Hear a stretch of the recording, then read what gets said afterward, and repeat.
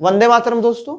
अगला चैप्टर हम जो शुरू करने जा रहे हैं इसका नाम है डीपीएसपी चैप्टर, राज्य के नीति निर्देशक तत्व। ये क्या है?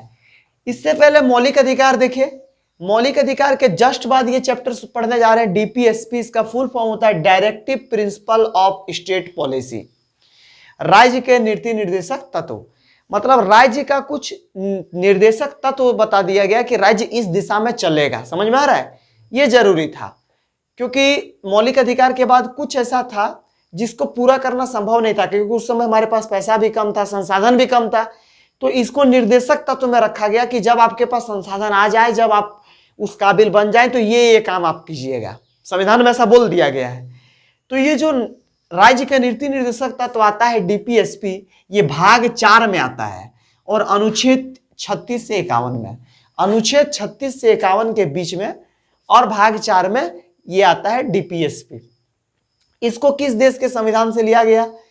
इसको आयरलैंड के संविधान से भारत में लिया गया था, लेकिन आयरलैंड के संविधान में स्पेन से लिया गया था। मतलब स्पेन से प्रेरित होकर आयरलैंड 1937 में जब आयरलैंड का संविधान बन रहा था तो उन लोग इसको लिखा डीपीएसपी को, और फिर वहां से कौन ले लिए? हम लोग ले लिए, इंडिया वाले ले लिए, भारत में ले लिए।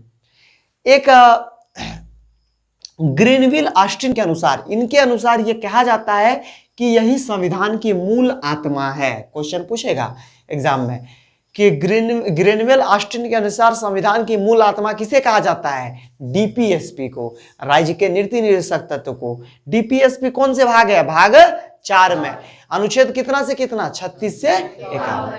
लिख क्या बताता है? अनुच्छेद 36 बताता है राज्य की परिभाषा।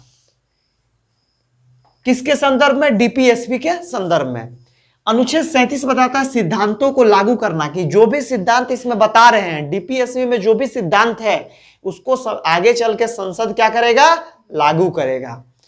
इसके बाद 38, अनुच्छेद 38 में बोलता है जन कल्याण की भावना, मतलब लोगों के अंदर, लोगों के कल्याण करने की भावना सरकार के अंदर होनी चाहिए। इसीलिए सर्व शिक्षा अभियान चलता है कि सबको शिक्षा, नहीं मध्याह्न भोजन, स्कूल जाएगा तो दोपहर में खिचड़ी भी मिलेगा, कपड़ा, छात्रवृत्ति, बुक, ये सब दिया जाता है कि नहीं? क्यों? क्योंकि जन कल्याण की भावना है। सड़क बनाया जाता है सरकार के द्वारा, सरकार हॉस्पिटल बनाती है, स्कूल बनाती है, फ्री सुविधा देती है, और अभी तो फ्री वैक्सीन का सुविधा मिल रहा है।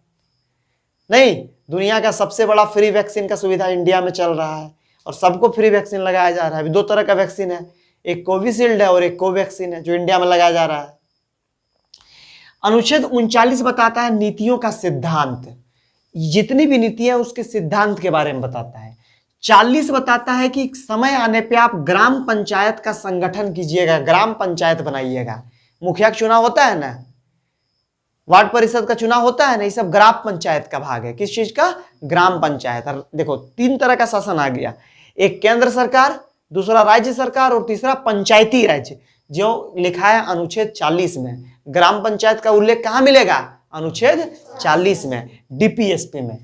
एक 40 बोलता है कि कुछ मामलों में काम का अधिकार है, लोगों को काम का अधिकार दीजिएगा। नरेगा शुरू किया गया बाद में, मनरेगा, महात्मा गांधी वाला योजना जो नरेगा है, उसमें क्या बोला गया? नरेगा में शुरू किया तो कि सभी लोगों को कम से कम 1 वर्ष में कम से कम 100 दिनों का रोजगार का गारंटी कौन देता है?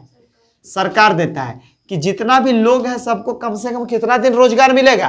100 दिन मिलेगा, ताकि वो अपना जीवन अच्छा से जी सके। ये अलग बात है कि लोगों के चलते वो घोटालाबाजी वगैरह वगैरह हो जाता है। इसके बाद है शिक्षा का अधिकार, मतलब कि लोगों को शिक्षा का, पढ़ने का भी अधिकार है।